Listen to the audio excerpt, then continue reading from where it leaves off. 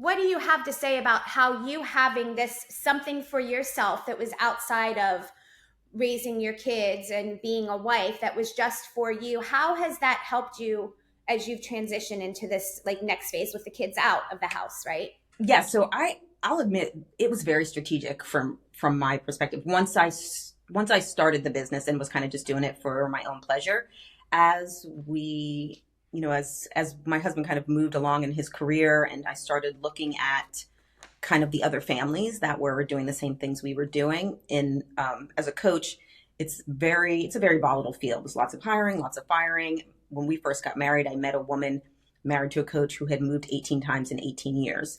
Wow. And so most of the women, really almost all of the women, no one works because they have to manage the family and transitions and stuff.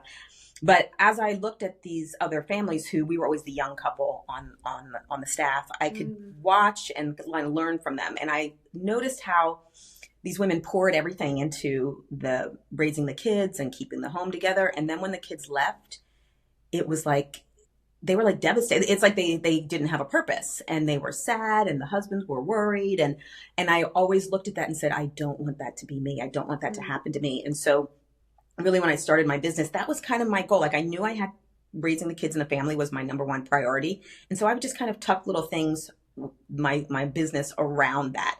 And that's why custom worked so well for me, because I could take on as many or as few clients as I wanted to. I could work at my own pace. You get a custom garment that could take 3 or 4 months.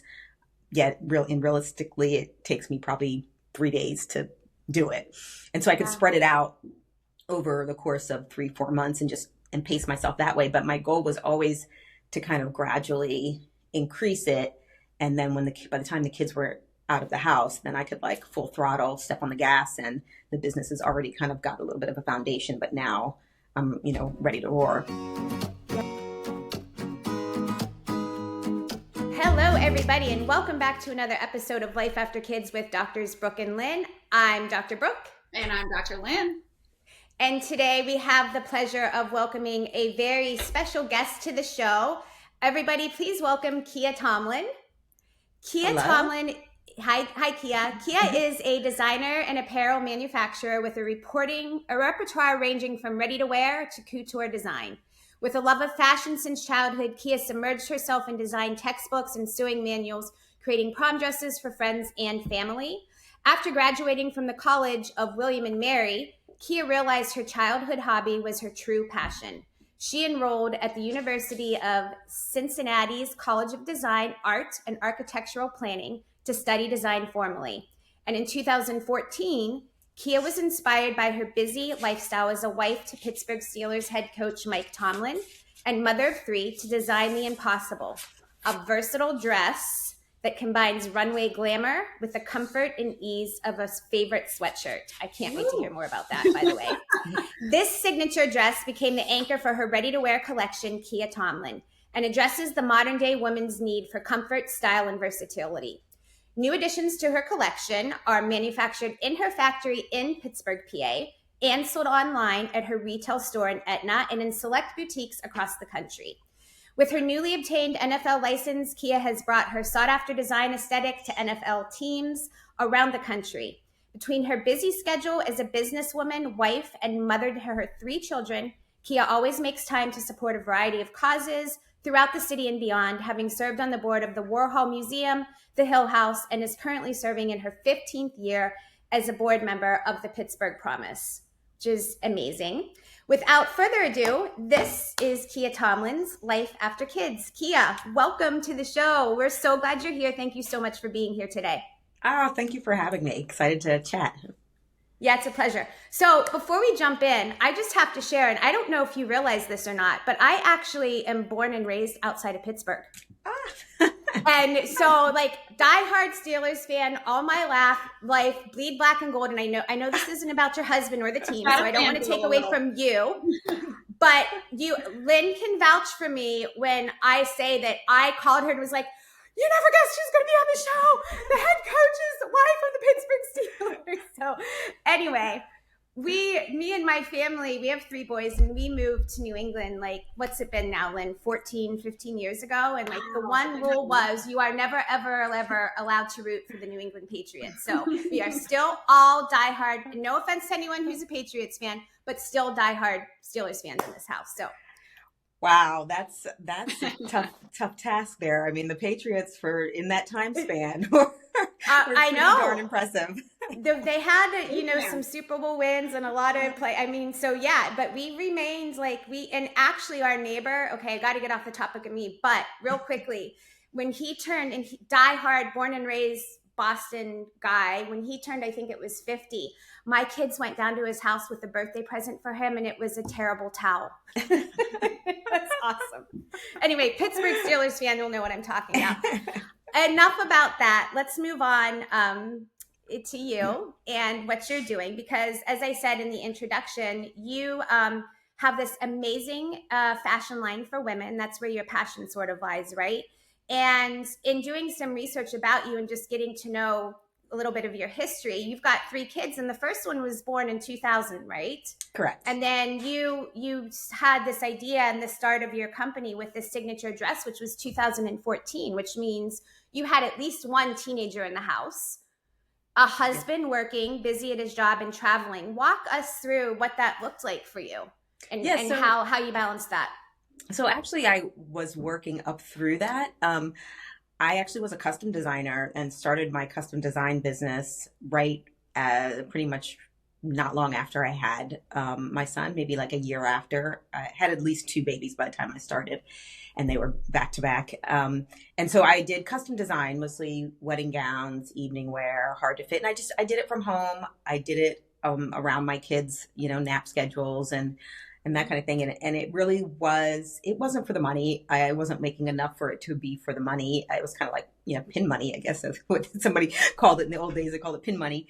But it really was just to have an outlet, a sense of accomplishment, a sense of competency, just something for my brain to focus on that wasn't kids and house and that type of stuff. And I definitely think a lot of women know what I mean when they have that. I can never think of the name of it, but like kind of like when you're super tired and you should go to bed, but you want to stay up anyways because that's like the quiet time. And that's what sewing and designing was for me. That was my like little quiet time, and I would do it late at night when I should have been sleeping.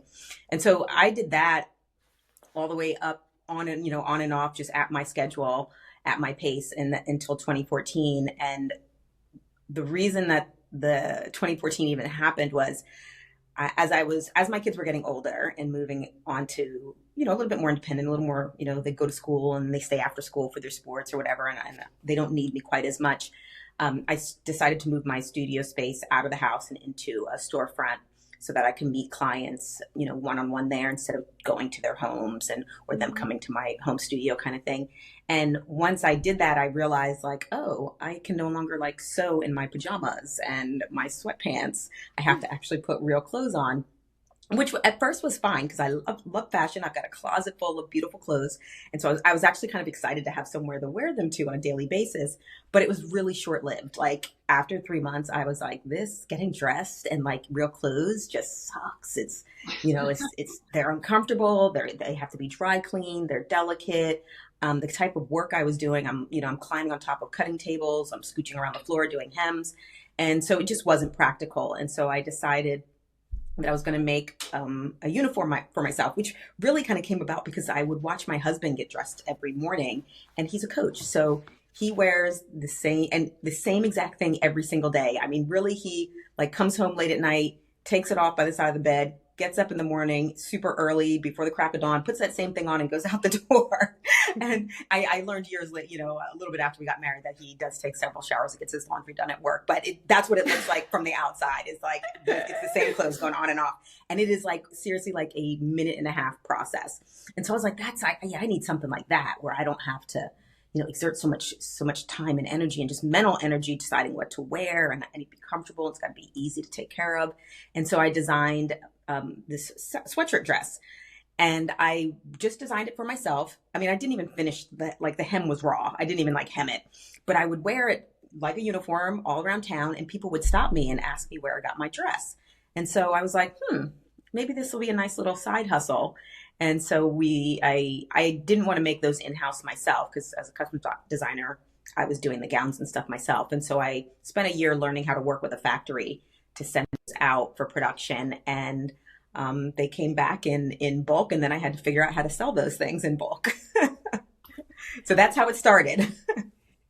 It's amazing. I love like the two keys that I take away from that is that you had something that you were passionate about, right? Like you're talking about you were working, but for you it was like really relaxation and quiet time to be yourself and be with yourself. It was almost like probably a form of self-care for you. But you know that sure. If a woman or a mom can find that something that they can give back to the world, but also something that they love that's like self-care to them, it's huge. And also hearing you say that you found something that you needed for yourself and then realized other women needed it too. That's just it is so cool.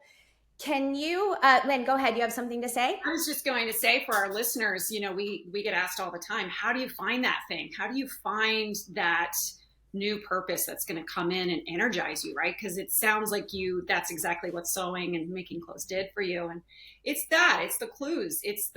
You are in a flow state almost, right? Like meditative, like, and I always say to women, or we say to our listeners, like, don't overcomplicate it. It's that right. thing that you love to do. And then being, you know,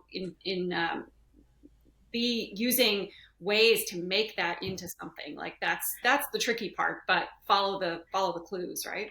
Exactly. I was thinking as you were starting that question is that I always grew up sewing. It's what I always loved to do. It's always was my hobby. And so I think when you focus on something that you love to do just for the sake of loving to do it, then it'll evolve into something if that's what you're looking for. If you're looking to take it to another level, it may not look like what you think it's going to look, but I think it'll provide clues and it'll guide you towards a need or, you know, a desire or a niche in the market.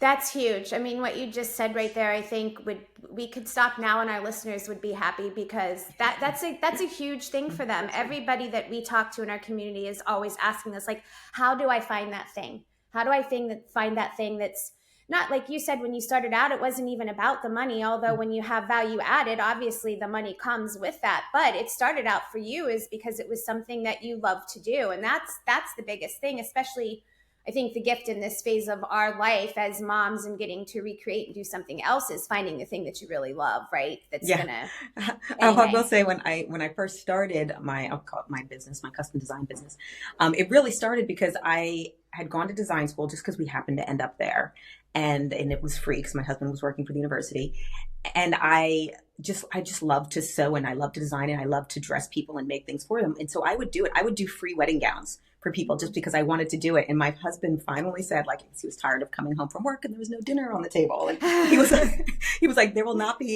one more free wedding gown up in here. Like, you will charge something. And that's how my business started. That's amazing. That's amazing. Can you tell us about, just segueing into from where you started and now, you know, your kids are older. Are they all out of the house? You still have some, or they're at least college age, right? Or beyond that? So yes, my oldest is in graduate school. The next one just graduated from undergrad. Yeah. And then my youngest, she just left for college this summer. And so yes, so I'm an empty nester. Mm-hmm. So just what, like, what do you have to say about how you having this something for yourself that was outside of raising your kids and being a wife that was just for you? How has that helped you as you've transitioned into this like next phase with the kids out of the house, right? Yeah. So I'll admit it was very strategic from my perspective. Once I started the business and was kind of just doing it for my own pleasure, as we, you know, as my husband kind of moved along in his career and I started looking at kind of the other families that were doing the same things we were doing as a coach, it's a very volatile field. There's lots of hiring, lots of firing. When we first got married, I met a woman married to a coach who had moved 18 times in 18 years. Wow. And so most of the women really almost all of the women, no one works because they have to manage the family and transitions and stuff. But as I looked at these other families who we were always the young couple on the staff, I could watch and learn from them. And I noticed how these women poured everything into the raising the kids and keeping the home together. And then when the kids left, it was like they were like devastated. It's like they didn't have a purpose, and they were sad, and the husbands were worried. And I always looked at that and said, I don't want that to be me. I don't want that to happen to me. And so really, when I started my business, that was kind of my goal. Like, I knew I had raising the kids and the family was my number one priority. And so I would just kind of tuck little things, my business around that.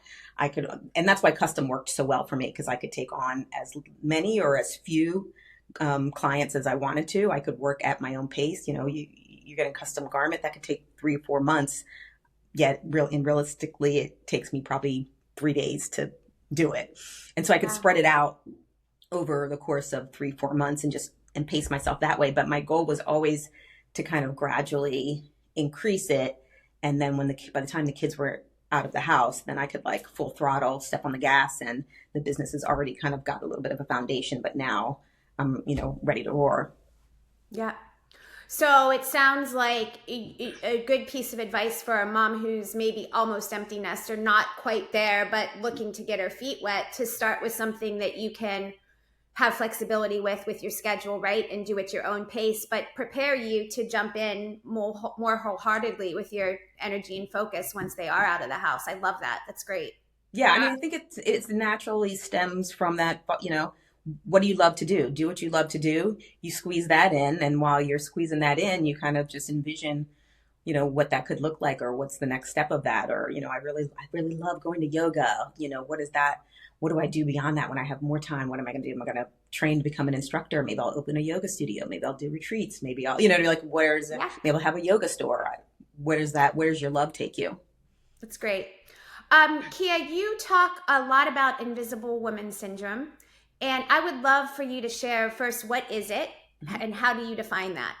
So first I want to mention why that's so a topic that's so fascinating to me. When I was doing custom design, and I started, thinking I'm going to do red carpet starlets, I'm going to do red carpet gowns. And the majority of my clients were middle-aged, regular women that couldn't find things that they felt good in, that they looked good in, that, that fit. A ton of mother of the groom, mother of the bride was pretty much my clientele. And to spend a lot of time working on fittings and designs and this kind of thing for the women, really get a sense of where they are in their life, and how they feel about themselves as they've aged, and their body, and just the pressure that they are feeling coming into this, big event of this wedding where all the focus is going to be on them. And to be able to design a custom piece for someone when at the end of the process and you give them the final product and they put it on and they look in the mirror and they have tears of happy joy and say that they have never felt more beautiful, was that was just the biggest thrill of my life, to be able to do that for women. And so that kind of is part of the philosophy I took into my ready-to-wear line, was to be able to do that for more women at a more affordable price, because there's very few people getting custom pieces, not to mention how many times are you wearing that mother of the groom dress where you feel so beautiful in. And so that really kind of opened my eyes to, that demographic of women. I wasn't there yet. My kids were much younger, but they just felt invisible, that it just really means that you're not feeling seen. And it happens as we age. And that feeling is feeling overlooked, undervalued, and it happens in all different settings. It happens in social settings, it happens in professional settings, it happens culturally. So in social settings, maybe not getting overlooked for getting invitations to events, or feeling like your opinions don't matter or carry any importance, or maybe in the workplace you're feeling passed over, or not given certain projects, and you're looking at younger coworkers that are maybe getting the recognition. Culturally, which is kind of my passion, is that just you're seeing a lack of representation, and in advertising, in media, in fashion, and that older women just aren't being highlighted and celebrated. And so that all feeds into us feeling invisible, especially at this, this usually happens as we're, hitting our 40s, 50s, right about the time that your kids are leaving home. Yeah. And at that age, we've just always stereotypically been seen as, I guess age is viewed through a lens of decline instead of through a lens of continued growth and potential. And so that's why this invisible woman syndrome is fascinating to me. And I feel it, I feel it myself, and just look for ways to battle it and share it and uplift other women.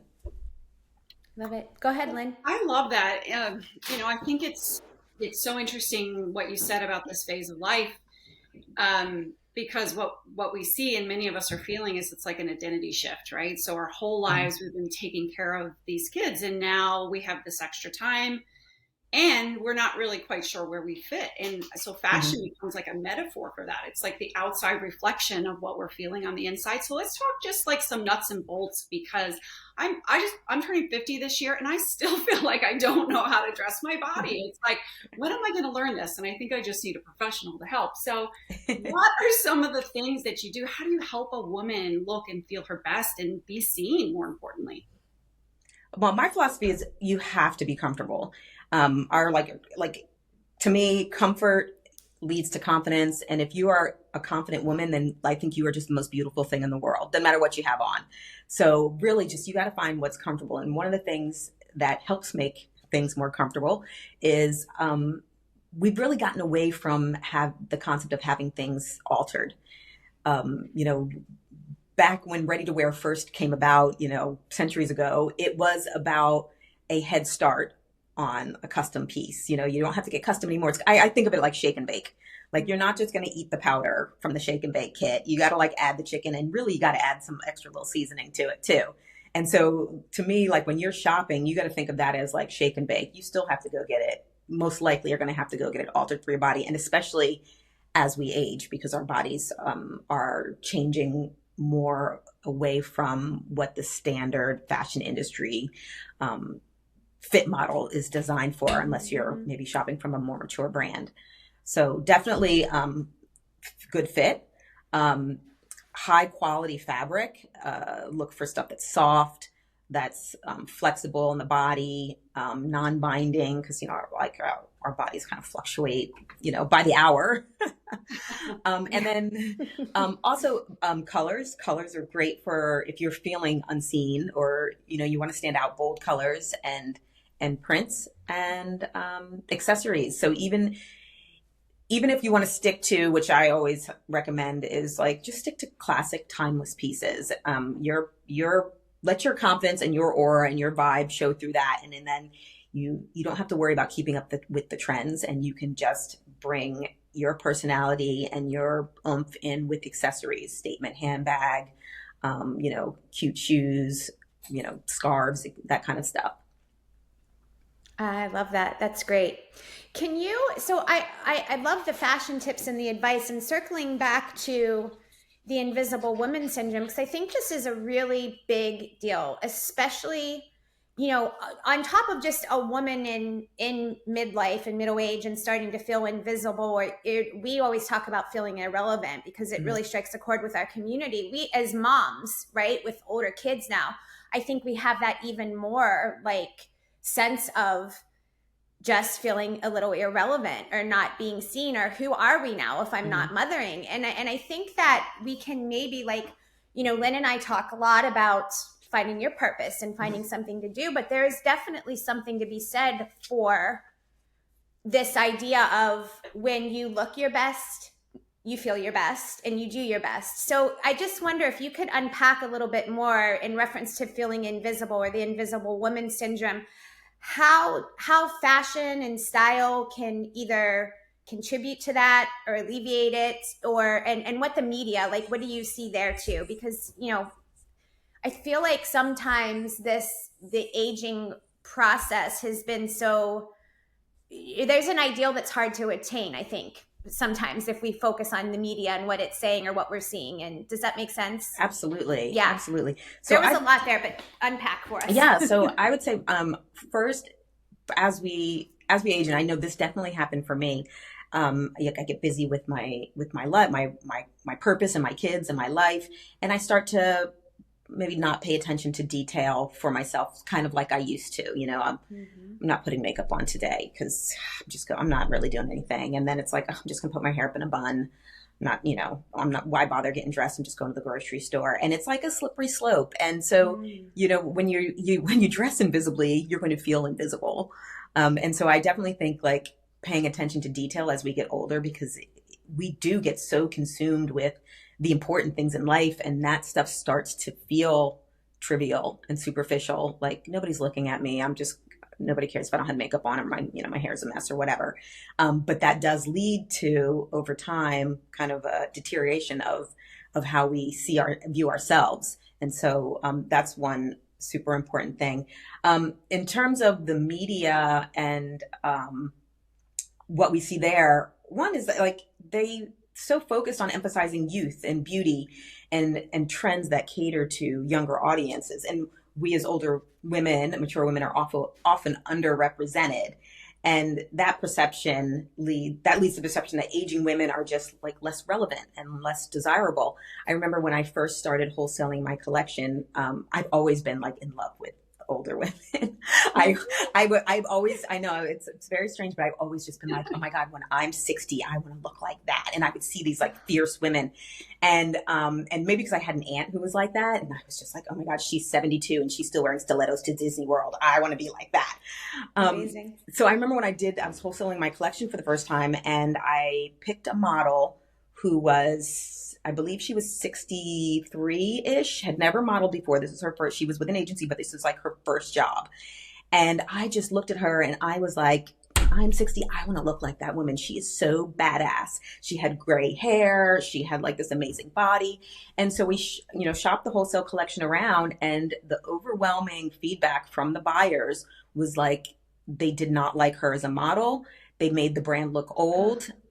Even women who were of that age or close to that age didn't want her representing the brand, because they didn't want to, think of themselves as that age. Even though this woman was like fierce, they didn't want to see themselves as that. They wanted to look at a younger, 35-year-old woman. So there's definitely that issue. So I think what fashion needs to do, and what I try to do, is just include women of all different ages and ethnicities and sizes, and show them in like these glamorous, stylish contexts that show that beauty, elegance, and relevance are not exclusive to youth.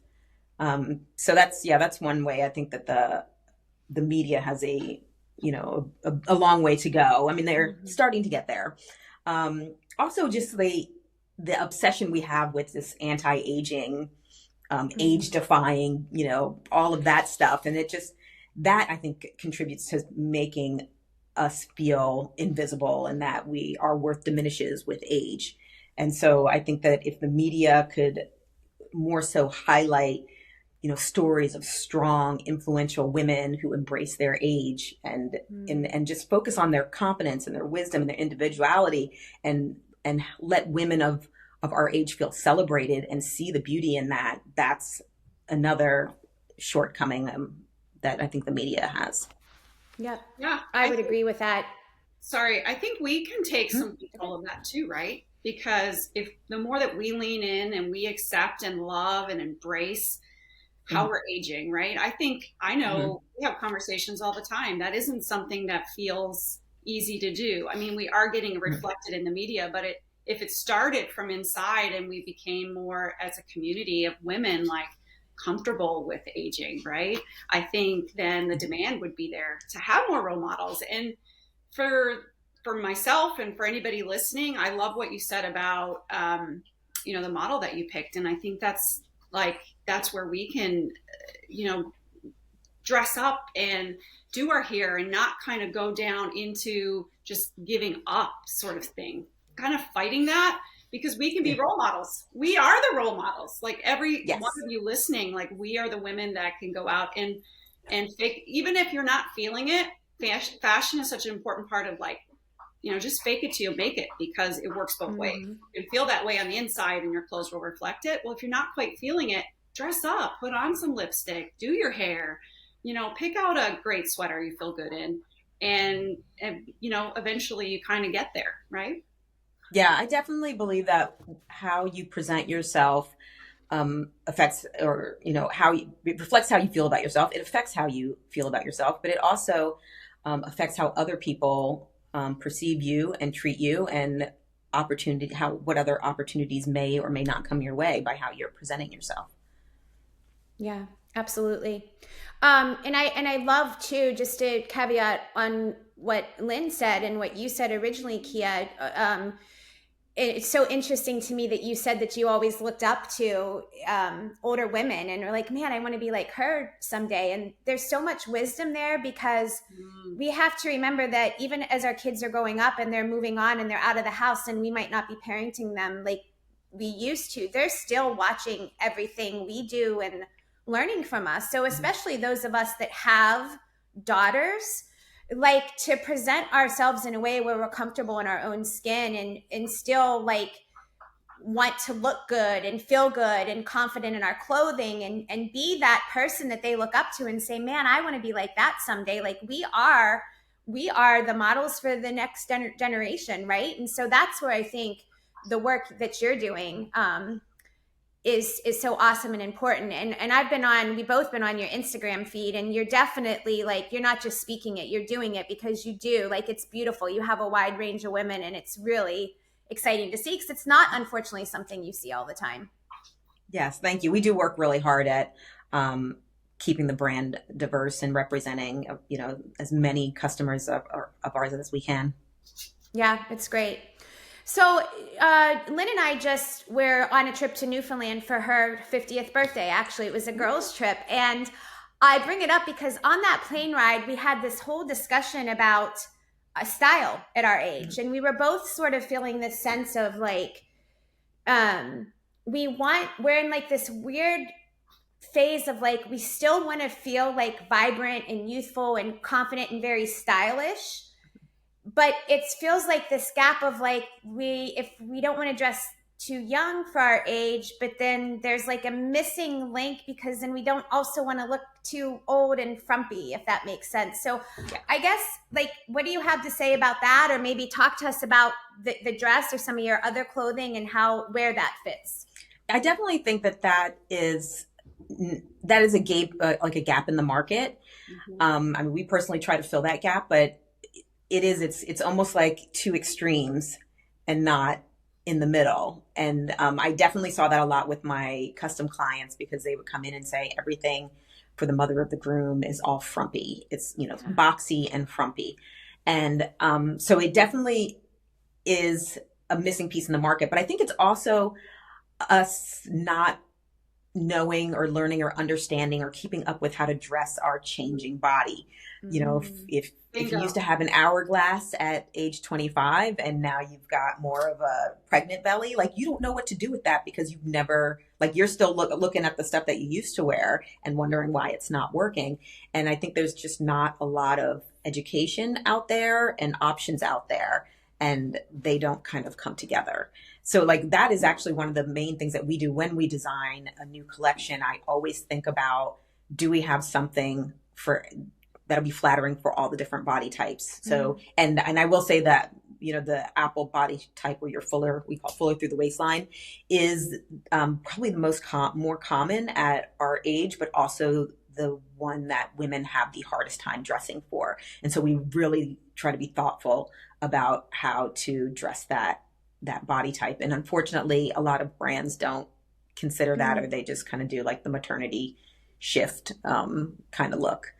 So I mean, it is about educating yourself. And we actually do have a free PDF on our site that if you take our little quiz, it can target specifically to your body type and give you tips on how to dress specifically for your body type. But the main goal that kind of encompasses all body types is, you want to find the balance. If we consider the hourglass the ideal, and you don't have an hourglass, then how do you create the hourglass? And so it's, volume up top if you don't have it to match your natural volume on the bottom, or vice versa. In terms of the fullness through the middle, that's really about raising the waistline up higher, so it's like more under the bust, and so you're creating a new waistline right under your bust, like your upper rib cage, because that's where you're going to be most thin and be able to create that kind of curve. And so you can still get that hourglass shape. It's just a little higher. And we actually designed, when we created that signature dress, that original dress, lots of women tried it on. They loved it. But there were a lot of people that wanted it and it just did not look good on them. And that's because they didn't have that defined waistline. And so then we did another version that we call the relaxed signature dress that looks exactly the same. You would not know that it was a different dress than the other, and especially if two women were wearing it. But that's what we did, is we raised the waistband up a little bit, gave it a little bit more room, and so it just defines the waistline higher. But yeah, it's frustrating because not only do we not know how to dress it, it's really hard to find the pieces in the market. Yeah. Well, so that's amazing what you just said, because and we talk about this a lot, even in purpose, but the same thing with your body type is like, instead of focusing on your weak areas or what you are not, or like trying to fit yourself into things that don't look good on your body, or wishing you were this figure instead of this, find the things that accentuate what you have and make you feel beautiful and make you look beautiful, instead of trying to put yourself into, a square if you're a circle. Like, does that make sense? Yeah. So it sounds like that's what you've done, which is it's amazing for women. Yeah, absolutely. And I think that's, to me, is like one of the emphasis about, sticking to like classic, good quality clothes. Spend the money on the pieces, get them altered to fit your body shape, and then you're always going to look good. You're not trying to squeeze yourself into the box of the latest trend. And, the latest trend, you're not going to want to spend the money to get that altered, because that's here today, gone tomorrow. So stick to those quality pieces that you can invest in, and invest to look your best in and feel your best in. That's really, really good advice. You mentioned, so for example, the two dresses you just mentioned, you had the very first product and then you shifted it. They look the same, but they're made different for different body types. If a woman was to go onto your website and shop, or in your boutique, I guess they could ask a salesperson in the boutique, but is there guidelines for somebody who's shopping your site to know, like, based on their body type, which dress? Because like, if it just said relaxed dress for me, I wouldn't know which one to choose. Does that make sense? Yes. So in the product description, it does say for more fullness in the waistline, but we also have this really cool like body scanner app. And so if you're on the page and you are like, I'm not sure what size to get, you do this little app with your phone, and then it recommends, and based on your measurements, if your waistline is, a certain proportion to your bust hip line, it'll assume you're fuller through the middle, and it'll suggest the relaxed fit signature dress. So that, and along that with the is PDF amazing. about, isn't it amazing? Is that, Yes. Did you say that on your website, Dr. Brooke? We'll have that linked in the show notes, correct? For Kiya's website, where we can find that. I just want Absolutely. Okay. Yeah, you can find that. I think you just take the quiz on the website you take the quiz and then it sends it to you. And if if you don't like your results, you want to take the quiz again, and it's free. You can take as many times as you want, see all the body types if you want to.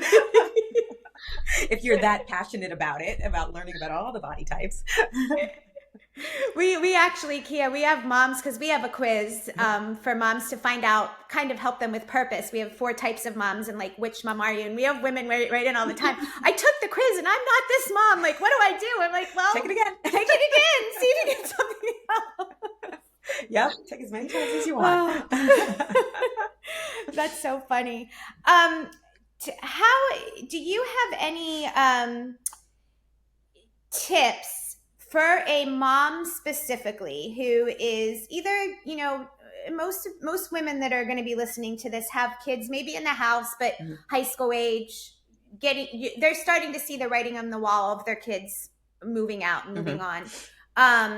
Or their kids are already out and they're looking for what's next. Do you have any tips beyond fashion for them for reclaiming, say, their power, or not feeling so invisible in their life, and finding more meaning and purpose? Yeah, right. So in terms of taking this feeling of this invisible woman syndrome beyond fashion and into your regular life, and how you can kind of, eliminate that feeling there. I would suggest like embracing leadership roles, whether that's in your career, in your community, in your personal life.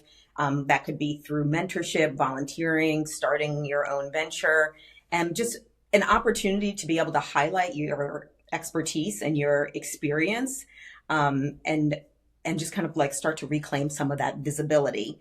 Another tip I would have would be to prioritize self-expression and creativity, writing, art, public speaking.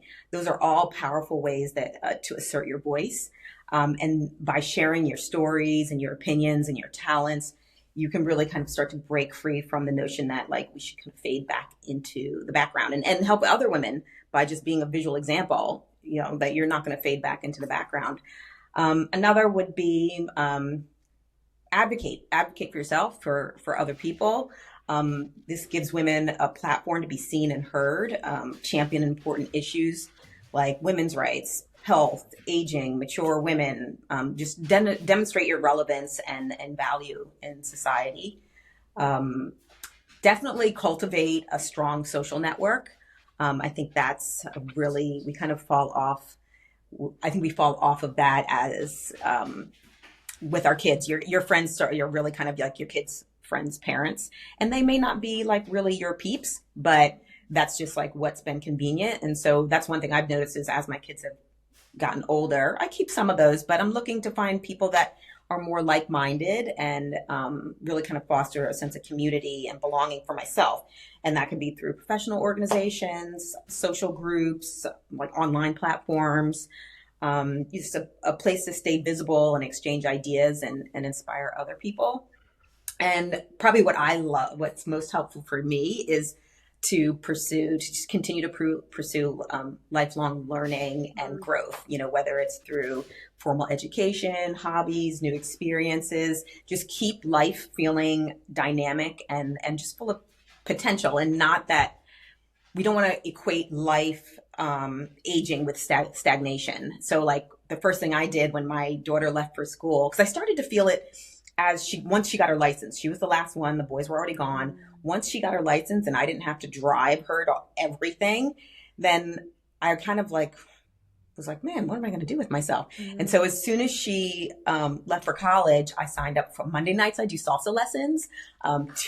Tuesday, I have golf lessons. Wednesdays, I do, not every Wednesday, but I have like an open call to like just my friends. Just they know I'm going to the movies by myself on Wednesday. I love to go to the movies by myself, but I also love company. So like if you want to join in, this is the movie I've picked for this time. See you there or not. Like I'm going anyways. Just stuff to stay active and out there and constantly meeting other people that are interested in me. I've met friends through my little golf lesson, and met some interesting people through my salsa classes. So those are the tips I have for like beyond fashion. And then it gives you a reason to dress up. Yeah. Yes. And wear your beautiful clothes. Yes. Yes. That you've created. Yes. Well, seriously, I a master list for a fabulous, amazing, like life after kids, right there. All of those things. Yeah, good day. That's good. I'm trying to check off every one of those. I mean, you're speaking our language there, and I love that it doesn't sound like I'm sure you felt your feelings with the kids leaving. We all do. We have to hold space for that. There's a little bit of grief that goes along with it, I think, but it doesn't sound like you stayed there. I mean, and you're not, I think that too often we tend to like wait to get the call from somebody else to invite us to do something or to reach out and see what we're doing or whatever. But you were like, no, I'm going to that movie regardless anyone comes or not. If you want to join me, great. If not, I'm going on my own, or taking the salsa. Sorry, go ahead. Yeah. Yeah, no, I think that's, I never thought of it that way, but I've always been a person that's been like hesitant to do the invitation, to do the inviting. I've always just been like, if somebody invites me, sure. But that, I guess the way that I've set it up, it's like, it's not really an invitation that I have to like feel bad if somebody doesn't take up. It's kind of like, this is what I'm doing. If you want to join, like the invitation's there. I shoot a text out and be like, this is the movie, blah, blah, blah. Also joined a book club too. You've got got a lot going on. And I actually finished the book last month. Okay, so what was the book? Yeah. It was called The Berry Picker by Amanda something or other. Okay. Yeah, it was just okay. Okay, not highly recommended. I mean, yeah, it was good, but it was pretty sad. Like it was just kind of never ending sadness that I was looking for something a little more inspiring and uplifting. Yeah, I'm the same way. I don't do a lot of angst, and there's not enough angst and sadness in the world. I like to have a little bit of fun with my books. Or, yes. Yeah, so I get it.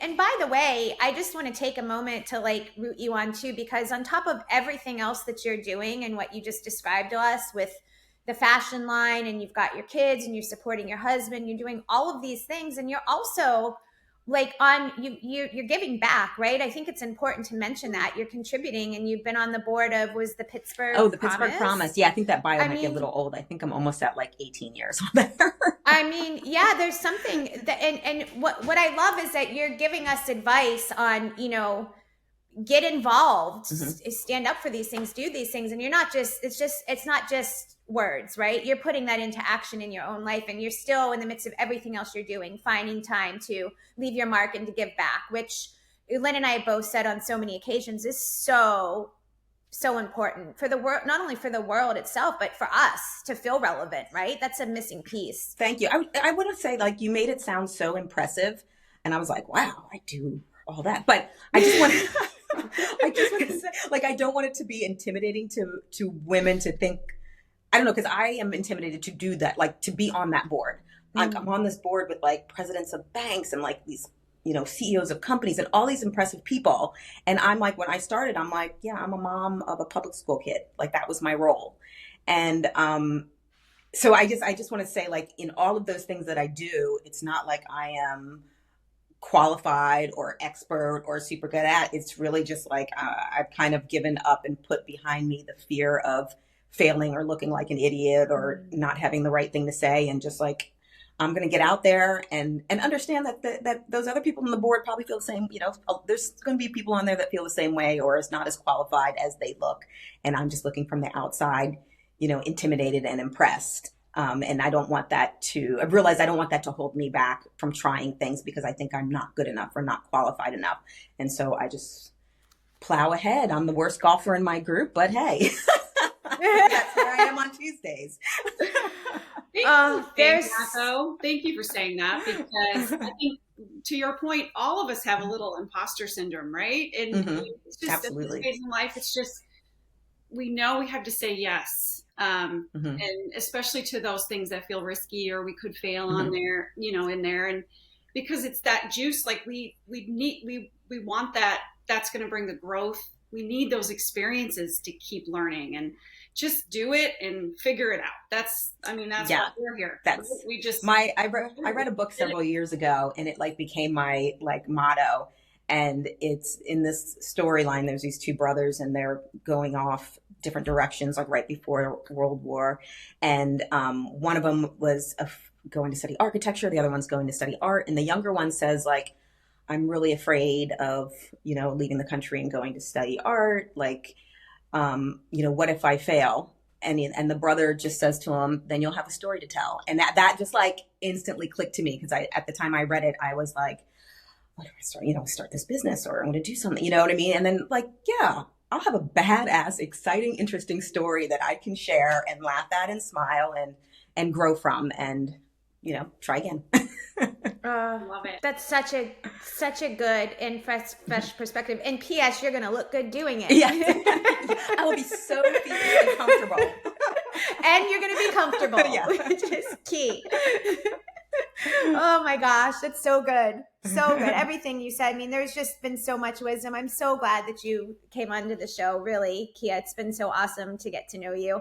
I want to mention too, if I didn't already, you have a contract with the NFL now, which I'm thrilled about, because I'm a huge sports fan and like sick of being in just a regular old hoodie. Yes. So it's kind of fun to see your what you've come up with, and I think I mentioned it's the sling back, right? Am I sling right? The sling tee? It's like the one arm. The sling tee, yeah. Sling tee. Mm-hmm. Lynn pointed that out. It's adorable, super cute. So well done. Thank you. Yeah.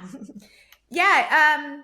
As we wrap up, we have two questions that we'd love to ask you just off the cuff, just to share with, Okay. I think, some things that would be super helpful to our community. But is there anything else that you would like to say or add, or something that I missed or that you feel is really important before we wrap? I don't think so. Yeah, not on this topic. I don't think. I think I just love you guys. Following you guys on social media and listen to the podcast, and I just feel like I've found a community of people going through what I'm going through, and I'm also excited to maybe even model how I've kind of pushed through and kind of coming out of the other side. So yeah, I'm just excited to hear. It's awesome. It's really great to see somebody in real time, in real life, living this out, living your best life after kids out, and finding your purpose and crushing it. It's very cool. So as we wrap, first question, can you share a favorite form of self-care or stress management? Because it's just such an important thing that I think we don't focus on enough, especially when the kids are little. But now we have more time for it. And I still think it happens to go to the wayside, but it's so important for every aspect of our life. So do you have something that you love to do that's for just self-care or stress management that you could share? Yeah, I am probably my balance is a massage is like my total guilty pleasure. I love a massage. And I love a deep tissue. I want to come out bruised. Love a massage. But I also love, I'm a thrill seeker. So I love to try new, I was a gymnast, so kind of a kamikaze. So like, I just love to do exciting experiences. For my 50th birthday, we did in May a girls trip to a dude ranch in Montana. And so where we played cowgirl, I branded cattle, like did we did it all. And so, yeah, it's kind of a balance between like living on the edge and doing like crazy stuff that I, might get hurt doing, but then also a massage. That's amazing. And also, can we be friends after this? You want to come to Montana? I want to come to Montana. And I'm not saying that because I want to meet Coach Mike. I'm saying that he does not come. I just want to hang out with you. Yeah, he does not come. He did not want to. He did it. We did it one time as a family, and I was like, let's do it again. And he's like, nope, been there, done it. So I do it all. A girls' weekend. It's a whole girls' thing. Amazing. That's awesome. And then last question, do you have, what's a best tip or anything that you can share with us for parenting older kids, right? Because we never stop mothering. Yeah. So I'm still, I'm going through that, my 23-year-old and a 22-year-old. And I have to admit, they are amazing kids. They're good kids. And so I really just trust their judgment, but I also kind of remind them to make good choices. Kind of do things like, we raised you, to do things a certain way. My husband recently had my 23-year-old has a girlfriend for at least the first one we've met. And that's been, he's always said, don't bring just any old girl home to meet your mama. She better be, something special. And so we've met this girl. And so he was, my husband was kind of reminding him about, we do things in the proper order, she shouldn't be living with you if you're not, married, and, whether we're not having babies until you're married, like it comes in a certain order. So just kind of like reminding that, but if something happens differently, that they know that we still love them and are there for them, but just that we do kind of have, some expectations that we want them to hold, but that's your decision, but this is kind of what we expect. I love that. That's great. It's tricky because you still want to parent them, but also you can't tell them what to do, and it's a tricky season. So I love that. I mean, that's a testament to you as a mom if you know that you trust them enough to do the right things, right? You've done well with them. So that's great. So far, so good. Yeah. Our Stillwell family motto is treat other people the way you want to be treated and don't be stupid. Yes. Every time they leave the house, I'm like, don't be stupid. Whatever you do, don't be stupid. Yeah, I have to say, I do use a lot of examples. I point out a lot of examples, and even over the years, like when we have a lot of drug addiction in our family when I was growing up. And so that was like my big thing, is like, making sure the kids were educated on drugs. And I always said, like, I don't know if this was a good idea as a parent or a bad idea as a parent, but my kids from a very young age watched marathons of the TV show Intervention, like that documentary. And so I always said, like, my kids will either like never touch drugs, or they'll be the one that knows how to heat up the heroin. It could go either way. It could go either way. And so my middle son is currently an aspiring musician, just moved out to LA. And I just kind of remind him, I know that that's a interesting world out there. And just, remember Intervention. Remember what you were raised on. Yeah. Oh, it's been a pleasure talking to you. Lynn, do you have anything else that you want to add or say before we wrap up? No, just that you've been so delightful, and thank you for just bringing so much wisdom and tips, like so many practical things to everybody listening. You're amazing. Thank you. I'm glad that was well received, and I'm excited to continue following you guys and learning more from the other parents. Yeah, I echo that. Thank you so much for being on, Kiya. You were awesome, and you gave so much wisdom from fashion and style and beyond, and it was really, really great to talk to you.